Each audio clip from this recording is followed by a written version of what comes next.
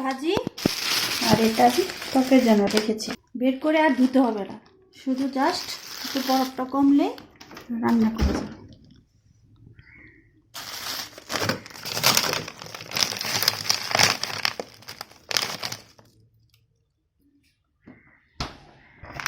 এখানে আমরা 500 গ্রাম করলা নিচ্ছি।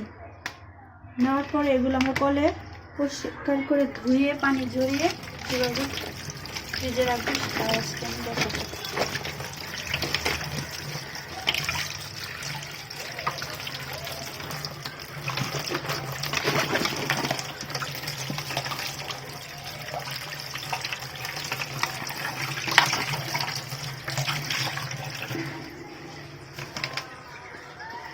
আমাদের করলাগুলোর পানি শুকিয়ে এসেছে।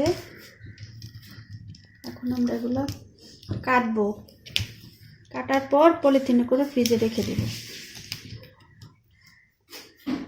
এটা কোনো সিদ্ধ করতে হবে না।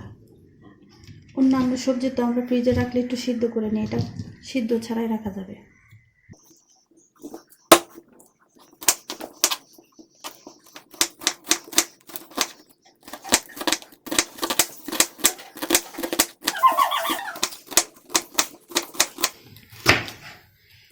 অনেক সময় দেখা যায় আমরা যদি 1 কেজি করলা নিই তাহলে সবটুকু করলা আমাদের লাগে না।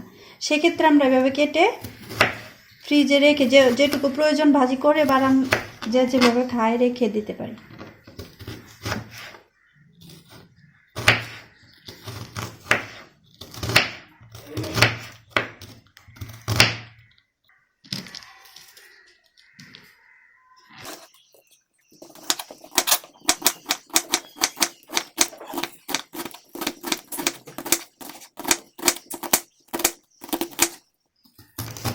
ফ্রিজে করলা রাখা আরেকটা সুবিধা হচ্ছে, করলা বেশি করে আনলে এমনি ঘরে রেখে দিলে পেকে যায়।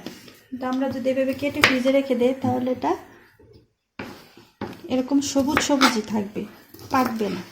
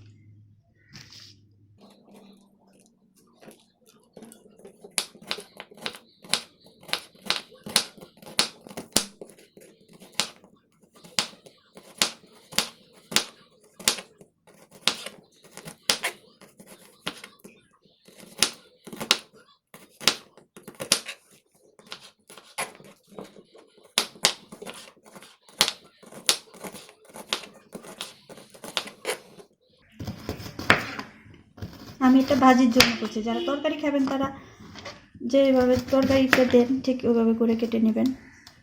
এরকম করে কেটে এভাবে 4 পিস করে কেটে পলিথিন করে রেখে দেবেন। আর করলা যেহেতু ধোয়া, এটা বের করে আর ধুতে হবে না, শুধু একটু বরফটা কমার পর রান্না করা যাবে।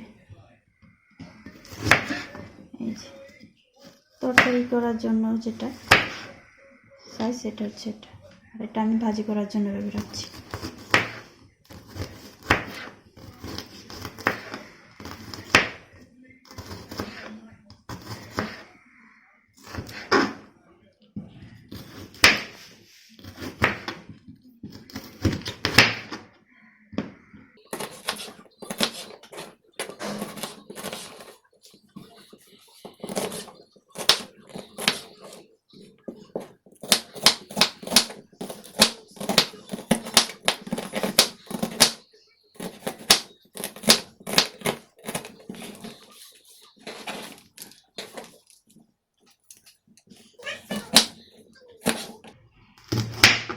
শেষ, আমরা পলিথিনে ভরবো।